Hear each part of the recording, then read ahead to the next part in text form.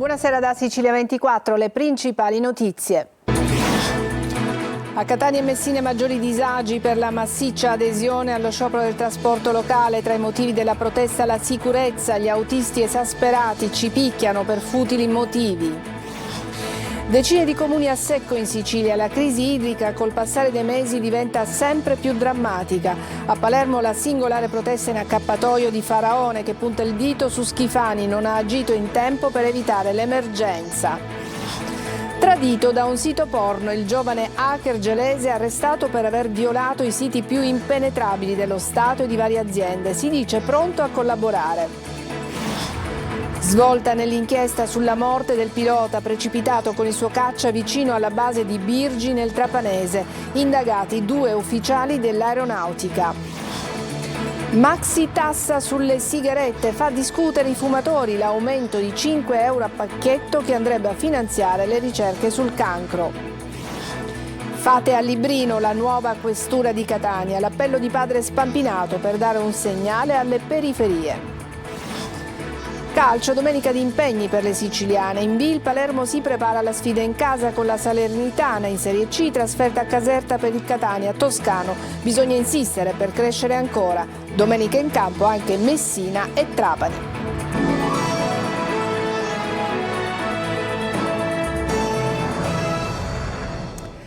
Bentrovati, è stata una giornata di passione per molti viaggiatori urbani a causa dello sciopero indetto in tutta Italia. In Sicilia alta l'adesione a Messina e Catania, tra i temi caldi quello della sicurezza. Orazio Longo. Salari, diritti, carichi di lavoro troppo pesanti. Il trasporto pubblico locale ha incrociato le braccia per un'intera giornata nello sciopero nazionale indetto dal sindacato Orsa Trasporti e da alcune sigle confederali locali per il mancato rinnovo del contratto degli autoferrotranvieri. Alta l'adesione in Sicilia, a Messina e a Catania, dove tra i temi caldi a tenere banco c'è stato quello della sicurezza. Un allarme che deriva da episodi di violenza e vandalismo come le aggressioni agli autisti o i lanci di pietra contro le vetture in transito, come è avvenuto per esempio nel quartiere catanese di Librino, soprattutto nelle ore serali. La linea del Librino dalle 19:30 in poi diventa pericoloso, quindi subisce una variazione di percorso. Le persone aggrediscono l'autista anche perché devono aspettare un'ora e mezza alla fermata perché ci sono pochi autobus. Una città come Catania bisogna avere un servizio di almeno un 300 autobus al giorno. Più del 60% delle vetture della MTS sono rientrate in autorimessa con la scritta fuori servizio, come si vede dalle immagini, una risposta importante da parte dei lavoratori, ha spiegato Pietro Milazzo, che chiede più controlli soprattutto per le corse notturne. Maggiore controllo e una maggiore sicurezza per gli operatori di esercizio, che è importante per l'espletamento del proprio lavoro. Il sindacato sottolinea come le condizioni difficili degli autoferrotranvieri portano ogni anno a un impoverimento del settore a causa delle fughe di sempre più lavoratori, chiesta la modifica dell'attuale forma di finanziamento del Fondo Nazionale Trasporti. Medici e infermieri del 118 sono stati aggrediti e picchiati allo Zen di Palermo durante un intervento di soccorso dopo un incidente stradale la notte scorsa. Contusioni al personale e danni ai mezzi di soccorso. Com'è possibile aggredire chi è lì per salvargli la vita? Dice uno dei medici intervenuto. Non esistono punizioni adeguate per chi aggredisce il personale sanitario, né tutele sufficienti per chi lavora in prima linea. Sono decine in Sicilia i comuni a secco, aumentano i disagi per i cittadini e le prospettive per i mesi a venire sono preoccupanti. A Palermo la singolare protesta in accappatoio del deputato di Italia Viva Davide Faraone. Marco Gullà. Da Caltanissetta ad Enna e poi Agrigento, Gela, la siccità incombe e il mese di ottobre, appena iniziato, potrebbe rivelarsi decisivo. Se continuerà a non piovere almeno fino a novembre, la situazione infatti potrebbe diventare ancora più delicata di quanto non lo è già. Invasi e dighe a secco, uno scenario che secondo il deputato di Italia Viva Davide Faraone era alquanto prevedibile. Così questa mattina Faraone ha inscenato una protesta decisamente singolare, in accappatoio e con i bidoni dell'acqua in mano per lanciare un jacuzzi al governo regionale. Se non dovesse piovere fino a novembre o se dovesse piovere poco, perché anche le piogge che ci sono state non sono state sufficienti, naturalmente la situazione andrà a peggiorare. La responsabilità di tutto questo, nonostante Schifani cerca di scaricare responsabilità su altri, è tutta in capo a un presidente della regione che è incapace. È incapace perché avrebbe dovuto allertare l'emergenza idrica, ripeto, parecchi mesi fa, e fare tutto quello che ha fatto in piena emergenza prima. Ma al di là degli scontri politici, quel che preoccupa è la situazione anche dei piccoli comuni. Il peggio ancora deve arrivare. Fra qualche ora praticamente 5 comuni siciliani, che sono Troina, che è Cerami, che è Nicosia, che è Sperlinga e Gaiano, che finora hanno fatto turnazione una volta ogni 6 giorni, saranno senza un dito d'acqua. Da lunedì intanto anche a Palermo inizieranno le turnazioni per l'erogazione dell'acqua. Spacciandosi per un fisioterapista avrebbe avvicinato a Catania una turista italiana e avrebbe abusato di lei prima di fuggire quando la ragazza è scappata per chiedere aiuto. È quanto la procura di Catania contesta a un 58enne arrestato oggi dalla polizia con l'accusa di violenza sessuale. A Marsala chiesta invece la condanna a 6 anni di carcere per un anziano muratore accusato di abusi sessuali su una bambina di 9 anni avvenuti nel 2021. Un genio dell'informatica, ma anche un pirata in grado di violare i segreti più nascosti dello Stato italiano. Ad incastrare il giovane hacker originario di Gela, una traccia lasciata su un sito porno. Jerry Italia. A volte la realtà supera la fantasia. Il giovane hacker capace di penetrare i server del Ministero della Giustizia e di importanti istituzioni italiane è stato fermato non dalla complessità delle sue operazioni, ma da una disattenzione banale. Carmelo Miano, 24 anni, originario di Gela e residente a Roma, è stato incastrato dalla traccia digitale lasciata su un sito porno. Miano, che lavorava per il colosso della cyber security Entity Data, operava dall'ombra del suo appartamento alla Garbatella, un tranquillo quartiere della capitale, ma dietro quell'apparenza da semplice tecnico informatico si nascondeva un abile pirata del web. Ora, di fronte alle accuse della Procura di Napoli, Miano ha ammesso di aver violato i server del Ministero della Giustizia e di aver consultato le email di diversi magistrati tra Napoli, Roma, Gela e Brescia. Tuttavia ha negato di aver recato danni ai sistemi informatici violati. Attraverso il suo legale, Gioacchino Genchi, ha fatto sapere di essere pronto a collaborare con la giustizia. Secondo il suo avvocato, i sistemi informatici che Miano avrebbe colpito erano già fragili di per sé. Intanto la Procura indaga anche su possibili contatti tra il giovane hacker e membri dei servizi segreti. Sul portale del dark web al quale si collegava infatti ci sono diversi passaggi su Russian Market, ovvero uno dei principali siti russi di e-commerce del criminal hacking dedicato alla vendita illegale di informazioni sensibili come password, dati bancari e carte di credito, particolarmente orientato all'Italia, e per questo è scattata anche l'accusa di riciclaggio oltre a quella di accesso abusivo al sistema informatico. L'attività criminale di Miano infatti non si fermava qui. Sul dark web aveva accumulato un tesoro di 5 milioni di euro in criptovalute guadagnati sui black market della droga. La sua doppia vita però si è rivelata agli inquirenti proprio grazie alla sua imprudenza online. Da una semplice navigazione su un sito hard, le forze dell'ordine sono riuscite a risalire al suo indirizzo IP, scoprendo il suo nascondiglio. Resta adesso aperta la questione delle misure cautelari. L'avvocato Genchi ha richiesto l'attenuazione della detenzione in carcere con gli arresti domiciliari. Ci sono 2 indagati per la morte del pilota Fabio Altruda, precipitato 2 anni fa con il suo caccia Eurofighter a poca distanza dalla base militare di Birgi, nel Trapanese. Sentiamo Laura Spanò.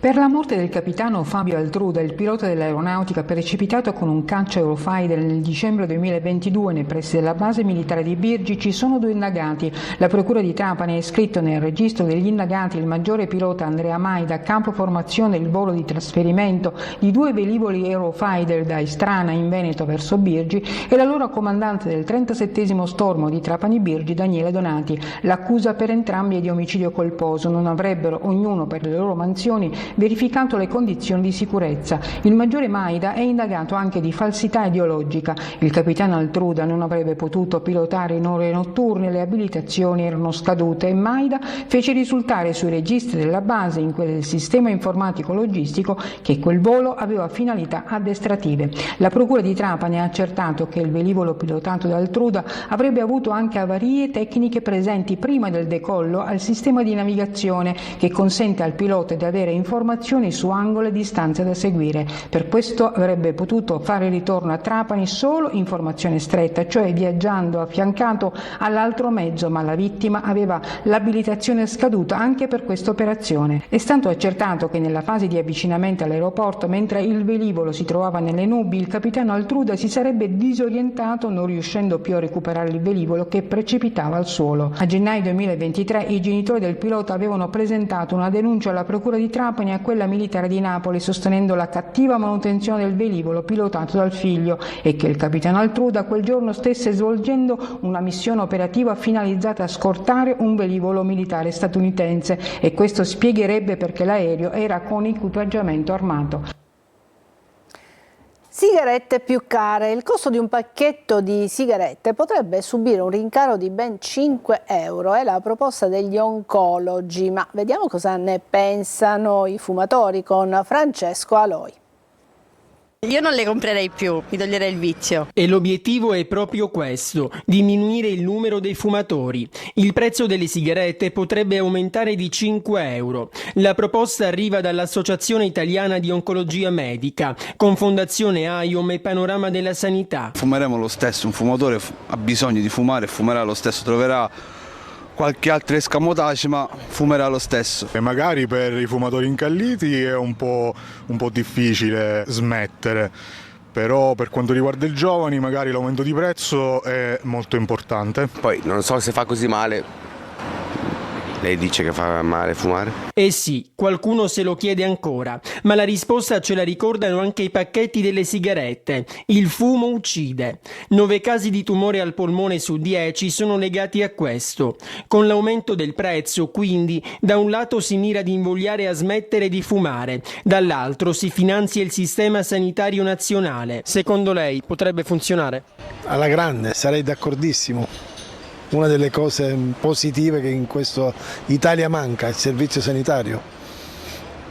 Togliere qualcosa di nocivo per creare qualcosa di positivo. Ma per qualcuno si tratta di una maxitassa, un escamotage del governo per fare cassa. La proposta comunque sta trovando consenso bipartisan. L'ottimismo non manca, nemmeno in strada. Una cosa buona, se fanno questo se levano vizio di fumare. Fanno bene, perché le sigarette fanno male, E adesso a Catania, la nuova questura, fatela a Librino. È la proposta di padre Spampinato, parroco di Frontiera, che sollecita le istituzioni a dare un segno alle periferie per non lasciarle allo spaccio e alla dispersione scolastica. Tonino De Mana. La nuova questura di Catania? Fatela a Librino. Non è una provocazione quella di padre Alfio Spampinato, ma una richiesta di aiuto alle istituzioni affinché siano maggiormente presenti nelle periferie, dove a farla da padrone sono spaccio di droga, microcriminalità e dispersione scolastica. All'ipotesi Caserma Sommaruga risponde con determinazione padre Alfio, secondo cui il riscatto sociale passa attraverso fatti concreti e non parole. Alle mie spalle voi vedete un terreno ampio, il terreno è libero. Realizzare stabilmente con uffici, con tutto quello che merita la questura di Catania, un questore di una città importantissima, di una metropolia, qui sarebbe un investimento. La lotta all'illegalità deve essere quotidiana. Ma la dispersione è dovuta al fatto che finito l'orario scolastico questi bambini sono per le strade. Né io né altri possiamo prenderli per un orecchio oppure con le buone maniere e portarli a scuola. Librino tra l'altro è notoriamente conosciuta come piazza di spaccio. Sì, piazza di spaccio, però a Librino ci vengono quelli che possono comprare la droga, che sono quelli che sono del centro di Catania. Se c'è un controllo della polizia... Coltivare la speranza, così lavorare nel presente può salvare il futuro delle nuove generazioni. A Catania esperti e studenti a confronto sui temi della geopolitica, tema scottante in questi tempi di guerra. Sentiamo Luca Ciliberti.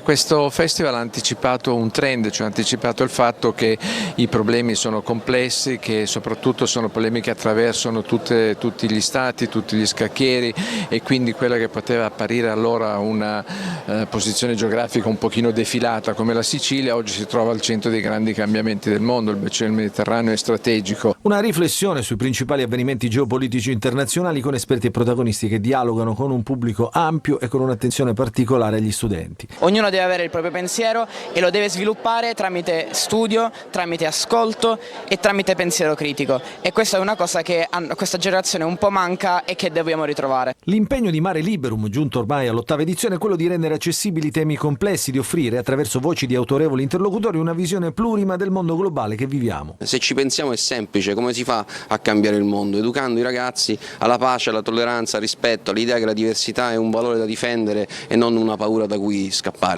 Non si può avere una formazione, non si può essere uomini e donne del futuro se non si sa cosa succede, se non ci si interessa, se non si va a votare, se non si è partecipi, non si ha un minimo di conoscenza storica. Quest'anno ad arricchire i confronti anche l'esperienza dell'ex presidente della Serbia Boris Tadic, che ha raccontato i cambiamenti dei Balcani e i drammatici anni delle guerre. È stato veramente illuminante, perché sentire informazioni date da persone che l'hanno vista in prima persona, che hanno dovuto gestire guerre o situazioni difficili nel proprio paese, è stato come aprirci un mondo a tutti quanti che eravamo presenti là. 2 giorni intensi, cominciati ieri con panel tematici che restituiscono una fotografia delle nuove generazioni che ambiscono a essere classe dirigente di domani.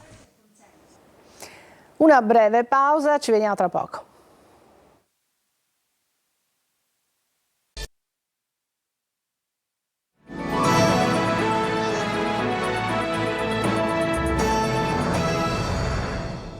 E adesso un progetto che coinvolge adulti e giovani, un progetto nato a Priolo Gargallo nel Siracusano contro la dipendenza non solo dalle droghe ma anche dai social.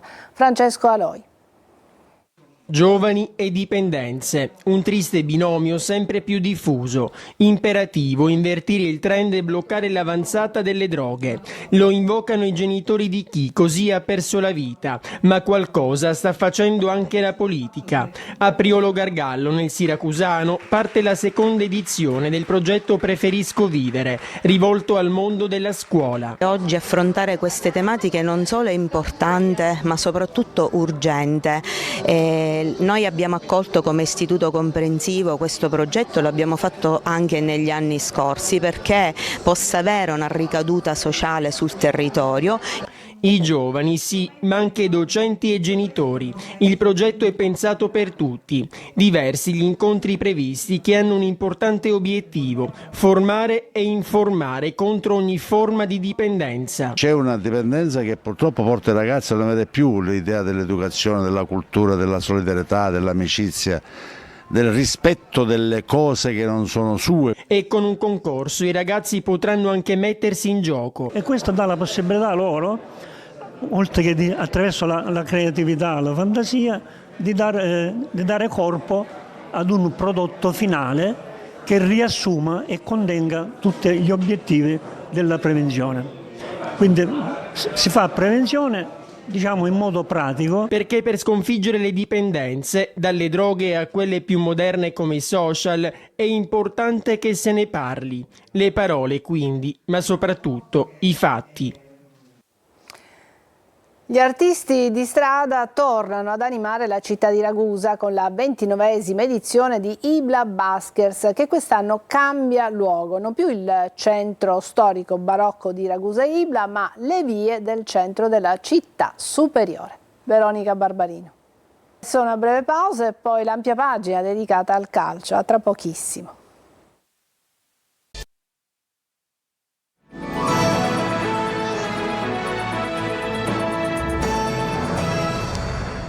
Eccoci al calcio, vigilia di match per il Palermo che al Barbera domani sfiderà la Salernitana. Dubbi in attacco per Dionisi che comunque confermerà il 4-3-3.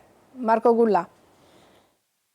Un avvio shock con 2 sconfitte in 2 partite, poi il rilancio con 5 risultati utili consecutivi, 2 pareggi e 3 vittorie, tutte in esterna, per un Palermo che rivede da vicino il suo obiettivo principale. Domani al Barbera contro la Salernitana la tappa è importante. I rosarero vogliono ottenere la prima vittoria casalinga della stagione per mandare un messaggio chiaro, concreto al campionato. Non dovremo accettare di fare la loro partita, dovremo fare la nostra partita sapendo che dovremo essere squadra. Perché hanno le qualità per metterci in difficoltà, noi abbiamo le nostre qualità che sicuramente possono mettere in difficoltà la Salernitana. Dobbiamo dar continuità, di prestazioni, perché la cosa più importante è far prestazioni e di atteggiamento, come è stato nella partita precedente, ma come non è per me mai mancato. Dubbi in attacco per Dionisi. Insigne è entrato facendo gol contro il Südtirol e si candida a una maglia da titolare. Leduaron potrebbe quindi andare in panchina. Al centro Henry va verso la conferma con Brunori ancora inizialmente out, mentre sulla sinistra dovrebbe giocare Di Mariano, ma Di Francesco scalpita. Domani oltre 23.000 spettatori, fischio d'inizio alle 15. In Serie C domani il Catania giocherà in casa della Casertana. Toscano prepara alcune rotazioni in attacco per inseguire la seconda vittoria consecutiva. Bisogna insistere, dice il tecnico, per continuare a crescere. Marco Carli. Dare continuità nella prestazione e nel risultato. Il Catania, tornato al successo contro il Monopoli, vuole provare a ripetersi anche a Caserta. Toscano dovrà fare i conti ancora con le assenze in mezzo al campo, adattando alcuni giocatori sulla mediana, mentre ha varie soluzioni in attacco. Proprio davanti i rossazzurri proveranno a dare una svolta. Finora 7 gol segnati e solo in 2 occasioni più di una rete, nella partita vinta contro la Juventus Next Gen a Biella e nella sconfitta di Giuliano. L'allenatore del Catania continua a ripeterlo, conta l'approccio, così come contano la concentrazione e la capacità di crescere costantemente. La parola che ho usato questa settimana è insistere, insistere, insistere. È un momento che bisogna rimanere sul pezzo, non mollare di un centimetro. Sono i movimenti individuali, le giocate individuali che possono creare pericolosità alla squadra avversaria. E in questo, soprattutto negli ultimi 16 metri, è una cosa su cui stiamo lavorando e dobbiamo migliorare, lo sappiamo, però la cosa che mi fa stare sereno è la disponibilità e l'applicazione che mettono questo gruppo di ragazzi ogni giorno. Torna fra i convocati Gherardi, così come dice il tecnico, è a disposizione Beters, ma Adamonis sarà ancora titolare. Come Beters ha fatto bene nel momento in cui è stato chiamato in causa, anche Adamonis ha fatto bene, sta facendo bene, quindi merita la riconferma. Casertana-Catania sarà come sempre seguita da Telecolor nel corso di diretta stadio, collegamenti da Caserta, opinioni in studio e le interviste in anteprima con i protagonisti. Domani pomeriggio il Messina ospita al Francoscoglio la capolista Benevento. Il Trapani invece sarà impegnato sul neutro di Potenza contro il Sorrento. Sergio Colosi. Da una capolista all'altra, dopo il Picerno il Messina ci riprova al Francoscoglio contro il Benevento, che condivide la vetta con 15 punti insieme ai Lucani. Ritorna da ex Gaetano Auteri al tramonto di una settimana, quantomeno complicata per il club peloritano, diviso tra mancanza di campi per gli allenamenti, dimissioni del DG e una crisi societaria senza fine. Privo di salvo almeno per altre 2 gare, Modica cerca il rilancio per una classifica preoccupante, in un mese che l'anno scorso, prima della svolta, lo portò ad un passo dall'esonero. Il calendario è difficile, 2 punti nelle ultime 4 giornate indicano un Messina non distante dalla crisi e in linea con la mediocrità del suo organico. Chi viaggia su numeri diversi è il Trapani, che contro il Sorrento ritrova il Viviani di Potenza, dove lo scorso 25 novembre segnò una cinquina rossoblu prima della quaterna la Turris. La squadra di Aronica, a 3 passi dalla vetta, ha ritrovato Lescano, nuovo capocannoniere del girone con 6 centri. Non potrà disporre di Zuppel e Valietti, recuperato Fall. È tutto per questa edizione di Sicilia 24. Grazie per averci seguito. Buona serata.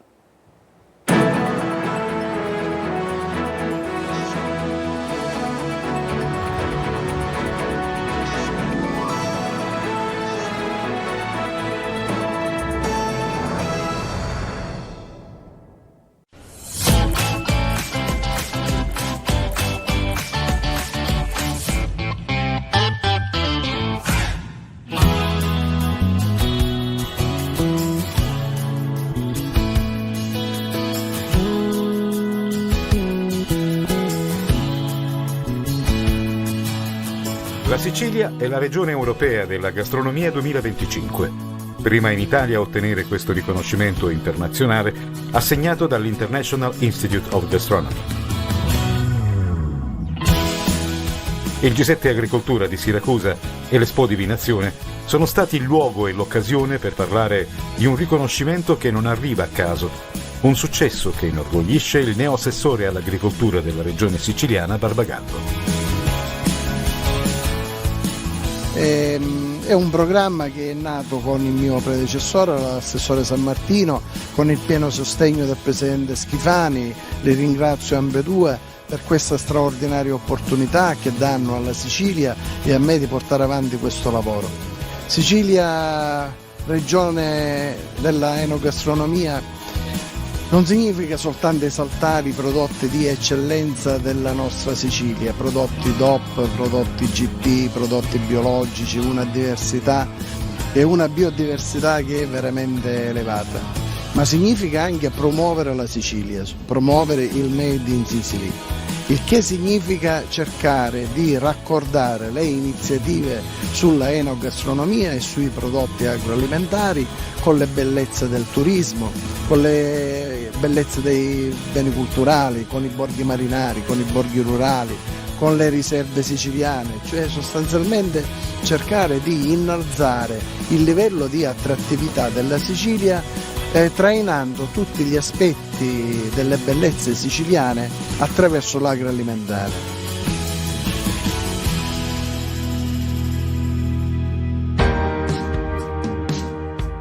Ma il riconoscimento è onore e responsabilità al tempo stesso.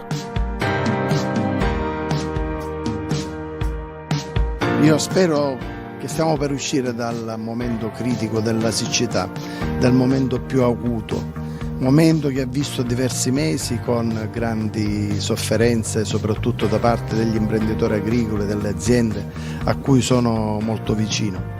Passato questo momento dobbiamo passare alla programmazione e già c'è un primo intervento immediato che come governo porteremo avanti come assessorato, che è quello di di emanare tra pochi giorni, tra una decina di giorni, un bando a favore delle aziende agricole che metterà a disposizione 100 milioni di euro per fare laghetti collinari, per fare laghetti aziendali, per fare pozzi, per fare impianti di dissalazione e quindi tutte quelle misure che consentiranno appunto di mitigare in futuro i sicuri periodi di siccità. Se il G7 è stato segnato dalla presenza dei giovani, anche l'assessorato regionale all'agricoltura punta su di loro. Il confronto tra le imprese e la ricerca è un incontro fondamentale. Peraltro l'assessorato agricoltura ha promosso diversi bandi per appunto facilitare la collaborazione tra le imprese e i ricercatori.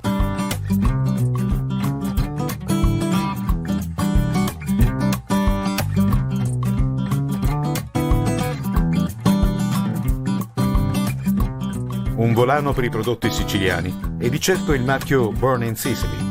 Obiettivo dell'assessorato è anche il rafforzamento dell'export. Sì, il Born in Sicily non deve essere solo il born delle eccellenze agroalimentari, deve essere qualcosa in più, deve essere un'esportazione delle nostre bellezze turistiche, quindi che rappresenta un asset fondamentale per la nostra Sicilia, e poi dei beni culturali. E dobbiamo rafforzare questo legame. Io sono fiducioso che riusciremo nel 2025, utilizzando questo riconoscimento, a rendere concreto questo concetto.